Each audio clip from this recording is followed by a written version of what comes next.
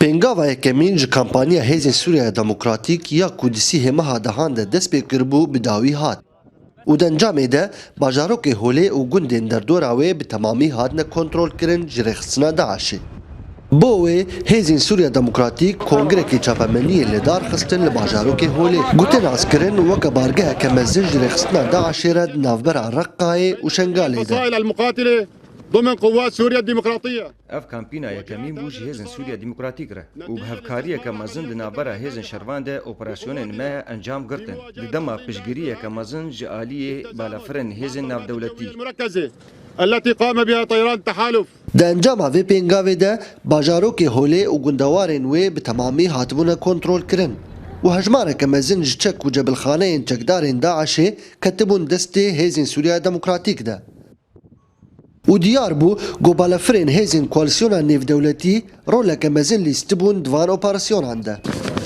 1400 kilometre çargûşe hatiye rizgarkirin. 196 gund tev bajarokê Holê belda Holê hatiye rizgarkirin. Gundên ku Daişê wek navend şixara dida şoğlandin.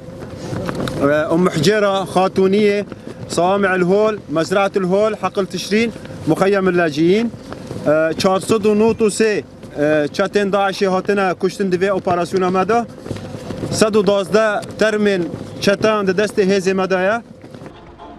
Di şer de çar çekdarên Daişê esîr bûn û çar kesên sivîl hatibûne kuştin li gundê Etşana. Her wiha 33 şervanên Hêzên Sûriya Demokratîk jiyana xwe ji dest dabûn û 53 birîndar bûn.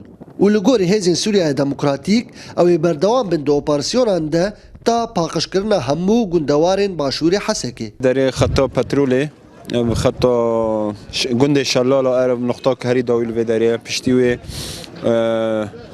هندك جند دفرن دن هنا نوفيون بالضبط نظانم يعني هنا باشوري بر 5 كيلومتر قوات مشونه باشوري هولي وهين بردوام حمله بردوام يعني حمله هولي خلاص بو هول وجندوارن جريداي هولي او حمله خلاص بو ليه حمله بجاهيه باشوري حسكي نها بردوام Divan operasyonan de çekên Emerîkî gopraniya wan ji cebilxaneyan bû hatibûne bikaranîn.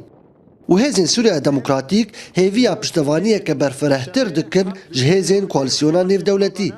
Ji ber ku û weke Hêzên Sûriya Demokratîk diyar dikin tekoşîna wan li hember terorê li seranserê qada Sûriyeyê û tu deverên qedexe li pêşiya wan tune ne. Nûbar İsmaîl NRT Bajarokê Holê.